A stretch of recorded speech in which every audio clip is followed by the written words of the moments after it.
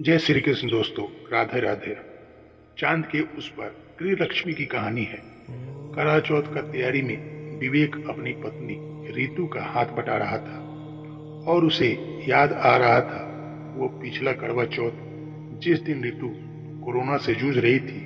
विवेक का तो उसके बिना कोई काम नहीं हो रहा था। आज उसे महसूस हो रहा था रीतू के बिना यह घर कोई घर नहीं। रीतू के बिना बच्चों के साथ उसे अपना भविष्य भी अंधकार में नजर आ रहा था। वरना ऋतु के रहते उसे कैसे परवाह।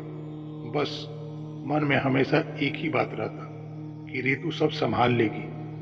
आज उसने ऑफिस से ऋतु की वजह से छुट्टी ले ली थी ताकि वो ऋतु की करवा चौथ की तैयारी में हाथ बटा सके।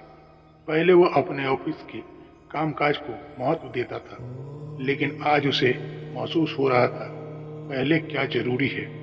यह सोचने सोचते उसका गला रूठ गया। इतने में ऋतु बोली, विवेक आपको याद है ना, पिछली बार तो मैं व्रत नहीं कर पाई थी। हॉस्पिटल में जो एक एक सांस के लिए लड़ रही थी। तब विवेक बोला, छोड़ो ऋतु, बुरे दिन बीत गए, तुम तैयारी अच्छे से करो। जिस बात को याद कर विवेक खुद कांप रहा था। वह नहीं चाहता था कि वो बात ऋतु याद करे। आखिर शाम हो गई, सारी तैयारी हो गई थी। रात हुई तो विवेक छत पर जाकर कई बार चांद देख आया। ऋतु हंसने लगी, आपके बार बार देखने से चांद थोड़े ना आ जाएगा। लेकिन कुछ देर बाद ही चांद निकल आया। ऋतु थाली लेकर छत पर पहुंची और उसने चांद की पूजा की। विवेक ने ऋतु को पानी पिलाकर उसका व्रत खुलवाया। ऋतु बोली, चलो नीचे चलते हैं। विवेक मुस्कुराकर बोला, तुम अपने हाथों से मेरा व्रत नहीं खुलवाओगी। ऋतु चौंक गई और बोली, आपने भी व्रत रखा है? तभी सोचू भूख नहीं है का बहाना क्यों बना रहे हैं। विवेक, क्यों भाई, मैं व्रत क्यों नहीं रख सकता? तुम मेरी लंबी उम्र के लिए व्रत रखती हो तो अब से मैं भी तुम्हारे लिए व्रत रखूंगा ताकि तुम्हारी भी लंबी उम्र हो और हम साथ में जिंदगी के आखिरी पड़ाव तक पहुंचे।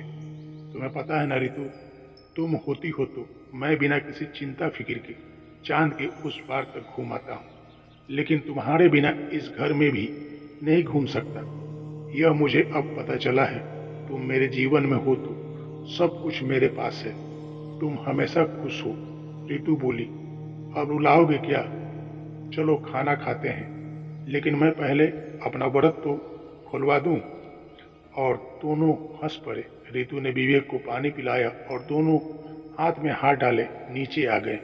जीवन के उस पड़ाव पर जीवन साथी का महत्व पता चलता है। जीवन साथी होता है, सब दुखों से आप लड़ सकते हैं। इसलिए अपने जीवन साथी का हर समय ख्याल रखें, क्योंकि दोनों ही मिलकर एक घर बनाते हैं और दोनों ही मिलकर सुनहरा जीवन जी पाते हैं।